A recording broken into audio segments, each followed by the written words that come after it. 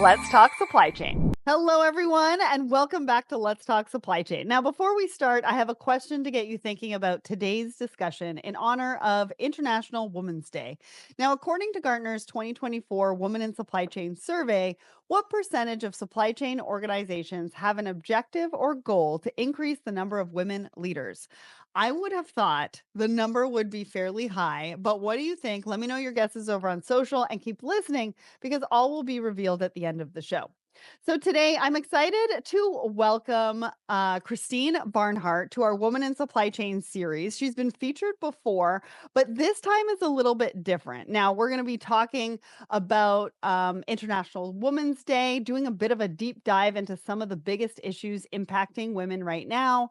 We're going to be taking a closer look at what supply chain looks like for women around the world, discussing kind of the disappointing results of Gartner's ninth annual Woman in Supply Chain survey. We're going to be sharing how women can leverage emotional intelligence as leaders, putting the spotlight onto the women that inspire us, and so much more. Now, Christine has over 25 years of experience in manufacturing, purchasing, planning, marketing, and strategy, recognized as one of the top women in supply chain by Supply and Demand Chain Executive. Christine was elected to the Association of Supply Chain Management Board of Directors in 2022 and is actively involved in leadership and education at several supply chain industry groups. Now, we couldn't have this series without our sponsors. So, Food and Logistics and Supply and Demand Chain Executives Women in Supply Chain Award and Forum honors female supply chain leaders and executives whose accomplishments, mentorship, and examples set a foundation for women in all levels of a company's supply chain network. Google Woman in Supply Chain Award and Woman in Supply Chain Forum to check them out. Wow, that was a big intro. Welcome to the show, Christine. Thanks, Sarah. I appreciate it. It sounds so much better, so much more impressive when you say it. Well, I'm so excited to have you here. I mean, if anybody missed your previous Woman in Supply Chain episode, they can go and check that out. It was episode 380. And of course, you have your own live show, Supply Chain Unfiltered, with us. So there's plenty more Christine content for our listeners to check out. And today we're doing something a little bit differently. Like I said, we're honoring women for International Women's Day, which is so important. And who better to do that than with you? So, just quickly, I didn't mention your new role at the company. Do you want to just let everybody know what you are currently doing at Nulogy? Yeah, sure. I changed roles at the beginning of the year. So I now own, yes, our industry, influencers, thought leadership stuff. But I also own our partners, our ecosystem. So I think my title now is Chief Industry and Ecosystem Officer. Super excited because I'm getting to work with other leaders in supply chain and in the technology space. So it's really interesting to kind of see, how they work and how we can work together to solve problems. I'm loving it thus far. I love that. And I think that's such a good title for you. Thank 'Cause you. you're such a networker, you're such a connector, like, you really bring people together. It's one of the things that I have always admired about you, and I just think sort of like ecosystem, network, sort of partnership, all of those words really translate what you do best and the impact that you make on the industry every single day, so I Yeah, love that for thank you. you. I would say like I have had such a diverse experiences in my career and that kind of that hub and spoke and connecting different hubs together is probably like the key thing that I've brought like regardless of what role that I'm in. I enjoy getting to know other groups, other people, so it's fun for me to bring people together and listen to what they have to say and see what I can learn. So Yeah, I love that. So let's start by talking about women in supply chain. This is the Women in Supply Chain series after all.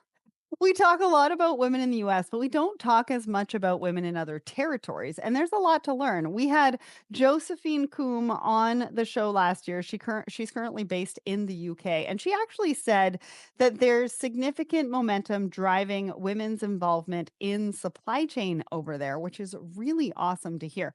So let's talk a little bit about what we think supply chain looks like for women around the world. And if anybody's listening, feel free to reach out to us because we'd love to hear your perspectives. Maybe I can share it on an upcoming episode or maybe Thoughts and Coffee or something like that. Do you think there's any locations that are really smashing it? Like, is there anywhere that we can kind of learn from? I do, and I actually think your home country is a country that's doing a really good job. I mean, I work for a company that's headquartered in Canada, so for me, it's been interesting to kind of compare and contrast what the culture is like in these companies, but then also I think, what regulation and policy differences there are between the United States and Canada. So I think Canada is obviously a place where, they have, paid leave, paid paternity leave. They have really good health insurance. I think all of those things really help women in the workforce in general, but in particular supply chain. I think that's also why we see like the Netherlands, the Scandinavian countries, the UK, even Australia and New Zealand that are really doing a great job of promoting women in the workforce, women in leadership, and in particular supply chain. Yeah, I remember you were speaking at the Women in Supply Chain Forum, not last year, but the year before. And you said you were like, women in Canada get 18 months off for maternity leave. And the whole audience gasped. And then there was silence. And you were Exactly. like, it's true. I am not lying. And I almost stood up and was like, it's true. I didn't Yeah. take advantage of it, but I know many people who did. Yeah, I mean, it's interesting, because we're neighbors, but it's not like we don't seem to be learning from each other in this Mhm. particular arena. Yeah, and I think you're right. I would sort of echo those sentiments. Scandinavia, for sure. Take a look there. They have a lot of really great programs. I think one country in Scandinavia, and I'm not sure which one is like the happiest country in the world. So, I mean, they have to have something for women there. Do you think there's any forgotten or maybe misunderstood areas of supply chain for women? What do you think Uh, about that? I mean, it's interesting. I think, when we look at developing countries in particular, Mhm. you know, they need expertise and they need, like really strong leaders. And I think I would just say that it's unfortunate that in a lot of those countries, it's a very masculine kind of, patriarchal Mhm. society. And I think that they're really missing out. And I think the data would show that they're not going to get the results that they need unless they bring women to the table, right? Mhm. Because women, we have different experiences, we have different brain functions, our style is different. And study after study shows that you need to have women be a part of the conversation. So it's interesting because one of the things that I would say that's totally misunderstood, no matter where you are, is whether you're a woman in supply chain or not. Because supply chain actually covers all sorts of functions in an organization or in a business. And I read an article, I think it was a couple years ago, that said there's actually 150 million women in supply chain worldwide. Oh, And wow. that is going down to the farming. That's going down to the sourcing of an ingredient that's gonna go into a product because remember, supply chain is sourcing, buying, moving, housing, warehousing, and then delivering a product. And so even finance people who work in a company that touches supply chain can still be considered a woman in supply chain. And so I think sometimes we forget, because there's so many moving pieces of supply chain, that actually it even goes down to the farmers and the Yeah. And working people on the farm. I would say though, I think it's more than just how many, like what percentage. It's what percentage are in a managerial leadership. Fair. Do they actually have a voice in the decisions that a company is making, Mhm. um, or that an organization is making? And so I think it's about more than just opening the door and letting people in. It's about, making sure that you're inviting them to the table. Yeah, and also making sure that they understand where they belong. right? It's Right. all about belonging. And so if somebody doesn't understand that they're in supply chain, they're like, oh, women in supply chain, that's not really me. But it totally is because of your role. You can start finding community. You can Yeah.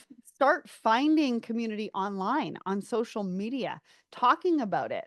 Right. And I think we've broken a few barriers in the fact that there are only certain roles for men versus women. I think we're seeing a lot more women sort of breaking those barriers and being seen and showing up in different roles that were traditionally Right. for men. I know you're talking about, leadership and all that kind of stuff, but I'm also talking about the front line, the warehouse workers, maybe the truck drivers. We're seeing a lot more women truck drivers and things like that. So I think there's still a lot sort of to talk about, right? Do you have, I know you mentioned like data and stats. Do you have anything like that? Like I know I read something, like I said, that said 150 million women across supply chain globally. Do you have any other data and stats that you Oh can man, think of? there's so much. It's kind of crazy. I mean, like if we look at even like the World Economic Forum, I think the latest data that I saw that like less than 40% of leadership positions globally are women, Mm, and are female leaders, right? And so that means 60% are males, mhm. which by the way, doesn't really jive with the fact that our population is actually a little bit weighted towards women versus men. So Okay. I tend to look at like representation. So, does an organization really represent the geographies in which it's serving, right? Mm, And then beyond that, have we given people role models and leaders within the company that look like them? Because there's a ton of data that also says that like if I don't see somebody that looks like me, acts like me, has my kind of background, I, quite frankly, it would be more challenging for me to see myself in that role. mm, So I think that that is an area in particular that in the US that I hope that we don't lose sight of. Well, and I think that's an interesting point, right? There's so many ways that we can actually showcase who we are, what we do to really help with that representation. I mean, look at social media in general. I mean, even if you did a post like once a week to share about what you do and the role that you play, especially if you're in a leadership position, would make a world of difference for people to be able to find you Yeah, and to resonate with you, to know that that is possible. I mean, one of the ways that we can do it a lot easier and across scale is kind of what we're doing for Blended, with making sure that we're seeing more diversity on industry stages and represented at conferences, because we also want to hear from them at these conferences and things like that, so that because representation really does matter. But if you're an individual that thinks that you can't make a difference, please don't let that stop you, because social media, people will find you, they will resonate with you, and that's really one really good way for us to be able to empower people to see it. agreed, totally. Because even that 40%, I mean, 40% is a good number, right? It But are we is, seeing them? it Are we is, seeing them but publicly? Can people resonate with them? Can they, but you know? yeah, unfortunately, I think whether you look at US data or even world data, what we saw 2023 to 2024 was a bit of a slowdown. Mm, yeah. And a bit of a step backwards. And I can tell you as a woman in the United States, it very much feels like we've taken a bit of a step back Hmm. in terms of, I mean, we've eliminated now at a federal level all mention to diversity, equity, and inclusion. And look, I'm not saying that DEI is perfect. I'm not saying that there weren't instances where things maybe went too far and that, maybe we weren't hiring people based on their merit. But I also feel like, we have to have the conversation, because if we just expect we're going to leave things the way they are and through natural attrition, we're going to get to parity. I think the last data I saw is like 134 years for us to get to the point. It's like 5 times longer than getting to net neutral.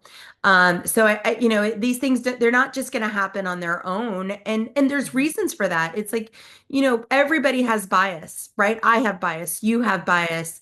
There are still people that think in stereotypes and think, well, women can't do math and science, which is total BS, right? I'm an Mhm. electrical engineer. I have a minor in math. I am really, really good at math and science. I have a bevy of women that I interact with every day that break that gender stereotype. Mhm. So I get this need to maybe change the conversation, but I don't think we can abandon No. the reason that we were having those conversations. No, we definitely have, 'cause, we definitely can't do that because the reason is still there. But I have a couple of questions to what you were talking about. You talked about bias. One of the things, and to put it into perspective for everybody in the fact that all humans have bias, I've been talking about data and the outcomes that the data presents to us and how the human interprets it with their feelings and their uncomfortability. And that's where the bias comes in. So if you Right. don't think that there's bias, bias is everywhere. It's inherent. It doesn't mean that you're a bad person. Nope. Everybody has it. I have it. Christine has it. I just want to put that into perspective because as long as we're aware of the bias and how the bias is driving our decisions, but also being aware of maybe looking at different data or looking at data a little bit differently to help with that bias, that's where the change and the impact is all going to make. But I also think that 134 years, that is a very long time. But it makes me wonder how much we can actually cut that down by women supporting women a little bit better. Oh, yeah. Yeah. What do you think about We that? are sometimes our own worst enemies. Yeah, I mean, I feel really fortunate. I have, over the years, really been able to build a really, really strong network of women that they support me, they challenge me, they hold a mirror up to me sometimes when I don't want them to, right? They see me maybe in a different way than what I do. Mhm, And I would say, by the way, I have men that are in that circle as well. mhm, But I have also encountered the women who, they want to be, and I don't even think they realize it, but for them, like being the only woman in the room is like, yeah, I finally made it. And it's like, no, no, no, no, you haven't made it until you make sure that you're bringing those other really qualified, wonderful women along with you and helping mhm. them get to the same table that you're at. Well, and I think we need to get a little bit angry, maybe, but ask a lot of better questions, right? Why am I not supporting this particular person in, or this particular woman, let's say, with what they are doing? And listen, we don't have to be all best friends and kumbaya, but who's the one that wants it to take 134 years? It's not us. No, it's So if not. it's not us, what are we doing to cut that time down? And part of it, I feel, is that we are, we're pulling everybody or women in different directions, right? Yeah. Time, energy, money, and resources are being pulled into different directions. And Yep. most of the time, it's working because if we're doing that, then we're not focused and we're not concentrated as a whole in what we all actually want for our Right. species. Yeah, I mean, I think that that's true. When you think about when, like, over the last, 50, 75 years in terms of like civil rights, it's when you can coalesce around like a single objective, a single Mhm. mission, and maybe it's multiple organizations, but it's everybody Coming together. together Mhm. having the same type of direction and doing a march and promoting equal opportunity and that kind of thing is when you actually can get attention and get a voice and speak with, like purpose to what it is we all want. Yeah. Well, and too many times I feel like women's initiatives are used as marketing ploys. We talked about this before I hit record, right? And so I think as women, we also need to be cognizant of that is what is the intention behind this? Who is behind this? Is it a woman that's actually driving some of this impact and some of this Right. change that knows what we're going through and wants, what's that intention? What do they want for us? But Yeah. also, what is it about this that I'm not willing to support? Or what is it about this that I'm willing to support that could be, potentially led by an organization or somebody that you may or may not believe in that you don't realize. I think it takes a tiny bit more research, right? Before you decide to come out with a new award and a new this and all this kind of stuff, research who's already out there and reach out and say, hey, how can I help you? How can I support you? Because I'll tell you, this woman in supply chain series, I did it because I just wanted people to learn more about each other's stories. That's Right, really what I did, right? And then I've expanded it into membership groups and things like that. But to bring everybody together, and I'll tell you, it is hard. It is hard. You need uh, a lot of people around you to tell you you're doing the right thing and tell you to keep going, even when it's coming out of your own pocket. Because I'll right. tell you, most of the time it's coming out of my own pocket. And it's because I Yeah, see what it can do. I see why community is so important. And I don't know if everybody knows this, but I own the woman in supply chain trademark. I didn't get the trademark to be the trademark police, but I feel like that's what I'm doing all the time. But I got it to bring everybody to the table. right. How can you bring more people to the table? If things keep popping up, it's like whack-a-mole. It is a bit like whack-a-mole, yeah. And if I'm Yeah. confused and you're confused, I can only imagine Oh, what the yeah. audience is thinking and feeling, you know? Oh yeah, we as a company, Nulogy, we are inundated on a weekly or monthly basis with people coming to us saying, "Oh, you should apply for this award," or "Oh, we want to do a cover article on your company." And then we vet the things that come in, and I would say 90% of the time it's really a ploy to get us to pay, 2 or $3,000 for our name in an article, right? And, Mhm. it's really disingenuous, and I don't think that it doesn't help us move the needle, unfortunately. No, there was a post, I can't even remember. It was sometime in 2024. And it was like, we should put together a woman in supply chain series. And it got so much traction, and I was like, "Yes! Look at all these people in the comments. They really wanna help." So I put my hand up and I was like, "I have the series," and I tagged everybody in the comments. I went through, I wrote their names down, I tagged everybody. I was like, "Good news! I have a woman in supply chain series. Who wants to help support it?" Crickets. Sure, yeah, I was gonna say, yeah. Crickets. So please don't be one of those people who just comment on a post and be like, yes, this is such a great idea. And then when accountability comes through, you're like, "Meh, meh." I mean, that's how you and I became connected was through social Yeah. media to start, where you had, posted something, I replied to it, we started a conversation, and, now I feel like we support each other in kind of Yeah. multiple facets, both, in a format like this, which is a podcast, but also at events and, just even in like the business model, right? I'll be like, "Hey, we're thinking about starting a podcast." And you're like, "Well, as it would happen, Christine, I can help you with that, right?" So, that all gets back to developing an ecosystem and, Mhm.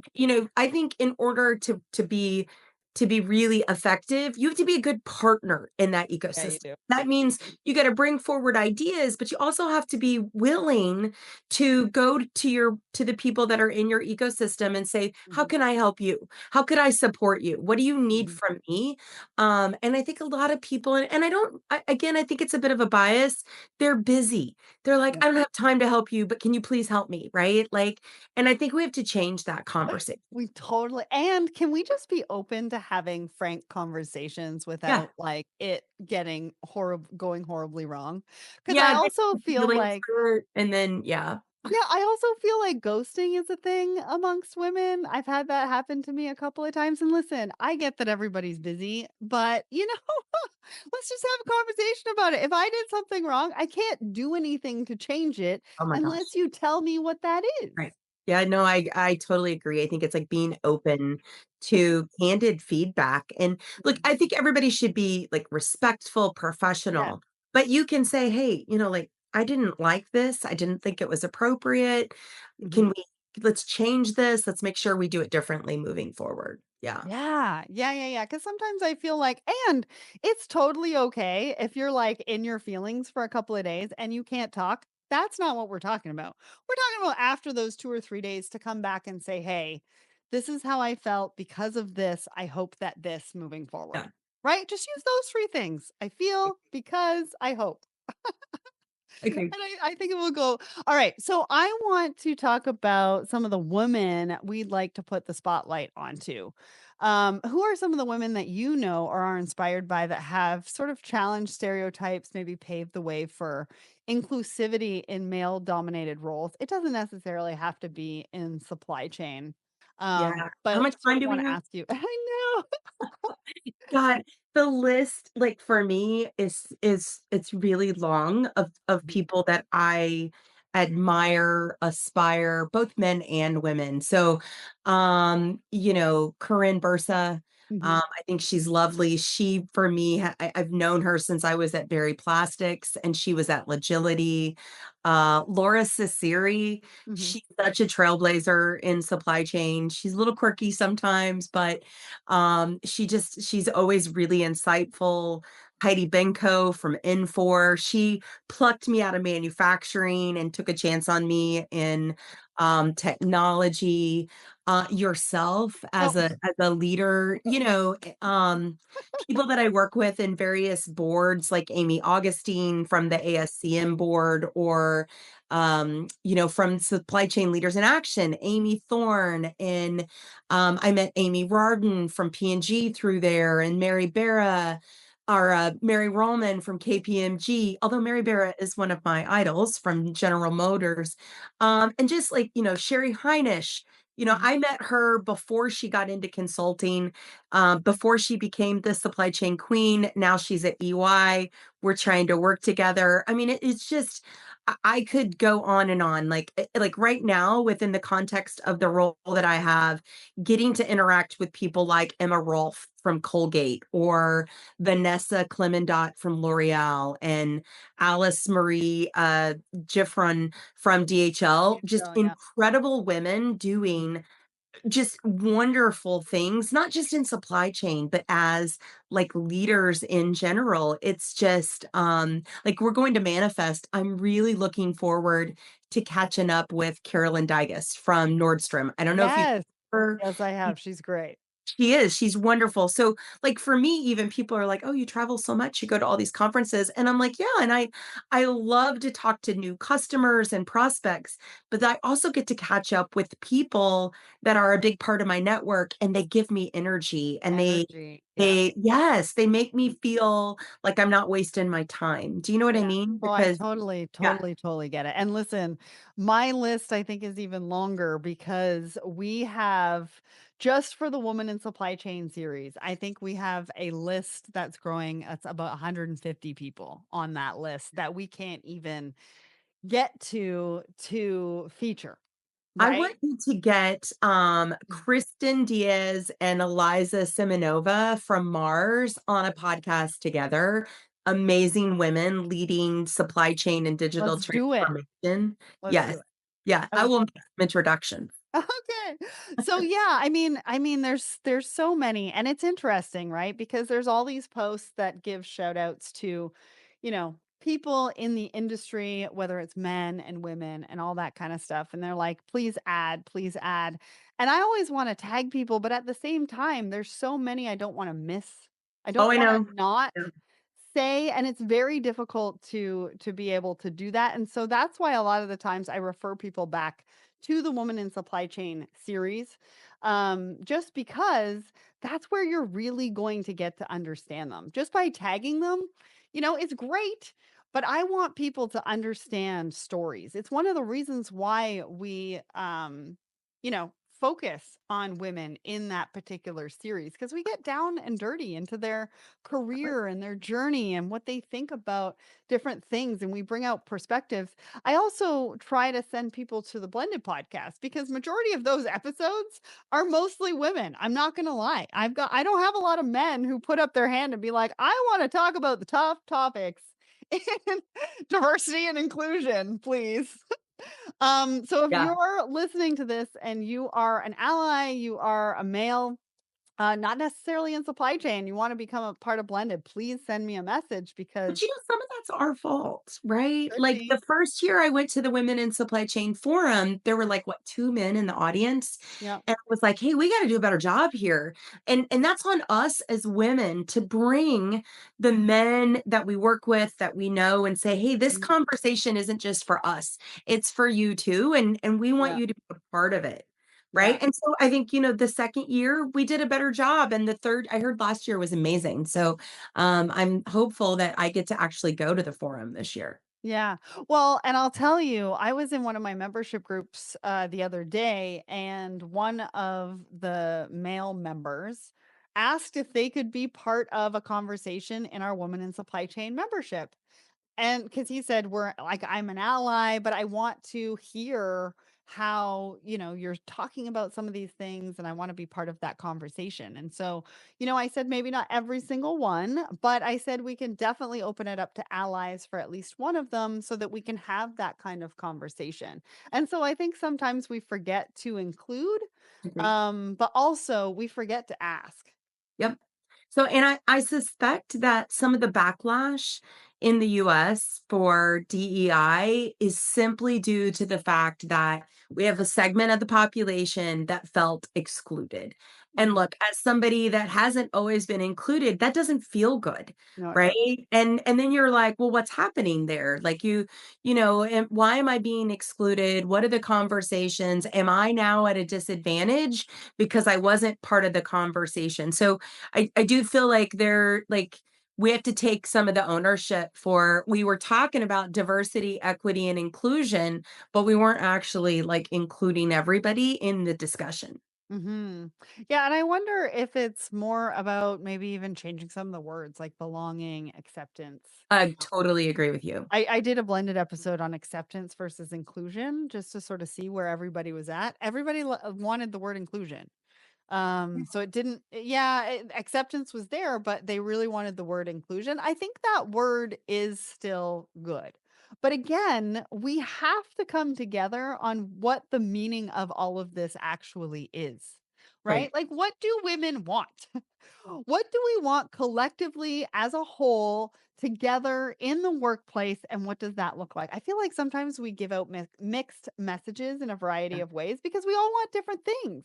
Which Yeah. there is nothing wrong with that, but we do have to come together in one common way so that we can fight the equal pay Right. down from 134 years. So what is it that we're all doing towards that? Yeah. Well, I mean, I think it depends. It depends upon who you are and kind of where you're at. I know like for me personally, trying to be a leader within my own ecosystem, promoting what I would call like a people-centered Mhm. approach, or like a like human capital development. I like those types of kinds of phrases. Yeah. But beyond that, for me, I'm active in my community, advocating for policy and regulatory changes. I'm, trying to promote education and empowerment, trying to just raise awareness. And I think, social media it can do a lot of really negative things. It could also do positive things Mhm. depending upon, like, how you approach it, and, so in the last couple of weeks, there's been, just things that have been worrisome to me, especially in the realm of diversity, equity, and inclusion. So I've made some social media posts, but I try to be really factual. I'm not calling anybody names. I'm not passing judgment. I'm just saying, "Hey, this is important to me because these are the things that I think are true, that people need to see themselves represented, and we need to promote stories that maybe aren't as mainstream, right? Like the wasps, the women that flew during World War II, right? Like, to me that's such an interesting area where, even today there aren't as many young women, like striving for that. And so I do think that it's important to try to be positive in what your message is. It's really easy to get sucked into anger. And I think when you're angry and you're kind of and the thing is, what you say may be factual, but you're angry and it can come across then in a really negative way. And people feel like you're talking down to them. And I've experienced that and I don't like it. I'm not real receptive to it, right? I'm like, excuse me, I'm an intelligent individual. Speak to me like I have a modicum of common sense. Mhm. Don't preach to me. Don't, like so I feel like we as humans, we need to learn like the manners of sharing communication, Mm. because somewhere in the last 30 years, we lost it. Yes, I would totally agree with that. Although I will say, if you want a more positive environment, LinkedIn is the place to do it. Don't go on Instagram, or don't go on Facebook, don't go Yeah. on Twitter, don't go I on don't let my TikTok. family connect with me on LinkedIn. I only connect with them on, like, Instagram and Facebook, but yeah. But I mean, most people are held to accountability on LinkedIn because, their employers there. They Right. need to make a good impression if they need a Yeah. job for the future, right? So if you're going to do something, yes, don't do it angrily, but LinkedIn is probably the better place to do it. um Going back to like films and different things like that, Tyler Perry's 6888. I don't know if you saw that, but that was an incredible movie, and I would highly recommend that to everybody as well. It was the women in the mailroom during one of the wars. Oh, I saw Um, that. Yes, it's an amazing movie. I just saw that, like, 3 weeks ago. yeah, Yes. so good. Really, Highly really good. recommend. But this is where I go back to what I said earlier about research.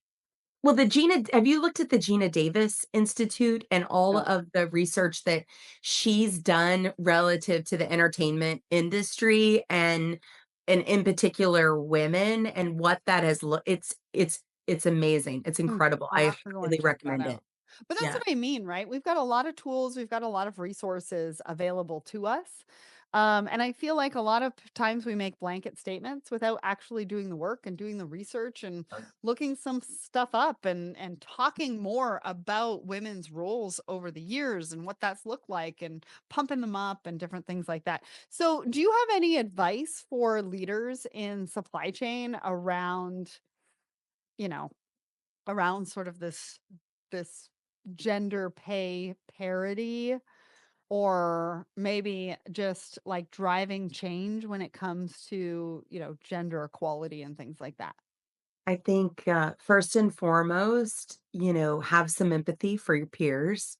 I Mhm, think secondly, understand that they're not the only ones that are biased. You are biased as well. And I think, we can help each other with that if we're willing to be transparent and have some open conversations. I mean, within Nulogy, I've had conversations before with the rest of the executive leadership team where I'm like, hey, maybe this isn't the way we need to have this discussion. We need to, change what we're asking for or change the tone. And they were really receptive to that, right? So awesome. I do think it's, be mindful of others and understand your bias and their bias, and then have some transparent discussions around, we all want to head in a positive direction. I don't prescribe to the zero sum game. I don't think it's a pie and that you have to lose for me to win. I don't believe in that.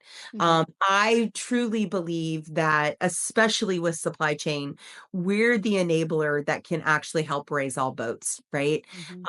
We can make the pie bigger so everybody gets a piece, right? And that's my mindset. It's how I operate. I'm not gonna say if you catch me on a bad day that I might not be like, but by and large, I'm the optimist in the room that's like, okay, let's figure out, like, let's be constructive. How do we move forward? Yeah. Well, and I think a part of women supporting women has to be giving each other grace. Look, Oh my we've gosh. all got lots of things going on, and we all got lots of feelings towards lots of different things going on. Yep. And just make space for that conversation. All right, last but not least, I know I talked about resources. Do you have any resources or anything that's kind of your go-to, or any suggestions where people can go? I know you said Gina Davis. Yes. I really like Kathy Nestrick's parody podcast. Okay. Kathy's a lawyer. She was at Berry Plastics for many years. She retired. Now she's actually like an advocate in the banking industry, which Nice. similar to supply chain, very male oriented. So I really like the parody podcast. I mean, honestly, I follow you, Sarah. I follow Blended. I follow Let's Talk Supply Chain. Beyond that, just I mentioned a lot of women. Mhm. I tend to follow their LinkedIn and I look at what they're posting, and then I'm that girl that'll go down the rabbit hole, and like 30 minutes later, I've like link to link to link until I finally get to this like the study or the research paper and absorb all of that. I think that finding data and research is not the problem. I think it's really committing yourself to the fact that you want to find out like maybe, you know, how things could be different or what's happening in the world. I think a lot of people they want everything to be easy, right? Like I want my 10 seconds. I just want a meme. I want the meme to tell me, and I think a lot of these are really complex Issues. topics and discussions, and they really require an investment. The other thing that I really like to do is to join groups where you can have meaningful discussions. And I do that sometimes with a supply chain slant with like the Visibility Council or Supply Chain Leaders in Actions. Sometimes I do that with things like the Women in Supply Chain through your communities where it's like women, like we're getting together and we're talking about meaty topics. And so I think it just depends. Like I personally I get bored, so I have to kind of mix it up. Well, and just that, everything that you just said was a really great example of how you can actually support people. You just mentioned me. You mentioned Let's Talk Supply Chain. You mentioned our membership group. Like you are really good at doing that. And I just want to pause there and say that that's such a great example, right? And so if you're not following Christine Barnhart, I would highly recommend that you follow her because not only are you talking about really important issues in a way that people can resonate with, but also you're a really great example of women supporting women. And I've always admired that about you as well. So go and follow Christine. I think for me, the other resource you mentioned Blended, blendedpledge.org, the podcast. So it's a great way for you to understand perspectives on really hard DEI topics because I bring a whole bunch of people together. And it's funny because at the end of each episode, they're like, oh, I learned I didn't realize going into this podcast and being a guest that I would learn so much today, but I learned so much and I need to go and absorb it and all that kind of stuff. So it's not just for the audience. Sometimes it's even for just the For people each who show up other. that day. Yes. Well, I mean, honestly, so like right now, like my background is different. I'm in Gulf Shores for Mhm. my annual girl like we come down here, my girlfriends and we escape the winter. We leave our husbands back home. Nice. But even just like the conversations in the They're evening, like different.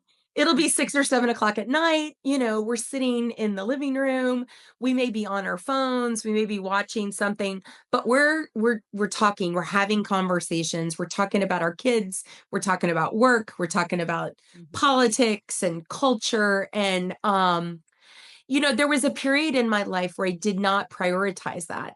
And I was really isolated and I was not very happy. And now I recognize like I love my husband and I love my children and I love my job, but I also need the time to nurture me and to educate me and to have conversations because I'm better in every part of my life when I do that. Mm, I love that. Well, that is a good note, I think, to end on. So, women's issues are still hugely under discussed, and there was so much more ground I think we could have covered. But I think we did a good job in sort of kicking off a conversation that everyone listening can now go and continue, right? Take it to social media, take it back to your workplaces, take it to your dinner table and talk about it with the family. Maybe go and talk about it with your girlfriends because it truly does benefit everyone when women are feeling feeling empowered, and we can bring that parity down from 134 years. I can't believe in 2025 it's still that long. So did you have a guess at today's big question? Well, at the top of the show, I asked you, according to Gartner's 2024 Women in Supply Chain survey, what percentage of supply chain organizations have an objective or goal to increase the number of women leaders? Well, it's a huge 70%. I mean, sounds good, right? Well, think again, because only 29% have direct accountability for this goal on their management scorecards. And it's a decrease from 2023. So we are not going to make any progress if we're making promises without taking action on them, if we're not coming together with one common goal. Because again, if we're not coming together with one common goal, how can other people understand what it is that we want as as humans, as women in an industry? So, if you would like to hear more from us at Let's Talk Supply Chain, head over to letstalksupplychain.com to check out the latest. Christine, where can everybody find you? LinkedIn is probably the best place to find me.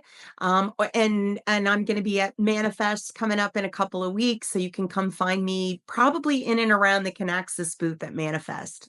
Awesome. And Nulogy, where can they And find more information about Nulogy? Nulogy.com, and my email is, I think, on the Nulogy.com website, but it's just easier to hit me up on LinkedIn. You I don't get love that. caught in a spam filter that way. Oh, that new Microsoft update has thrown everybody for a loop. Anyways, Christine, thank you so much for coming on and sharing all your perspectives for International Women's Day. Thank you. I so appreciate it, Sarah.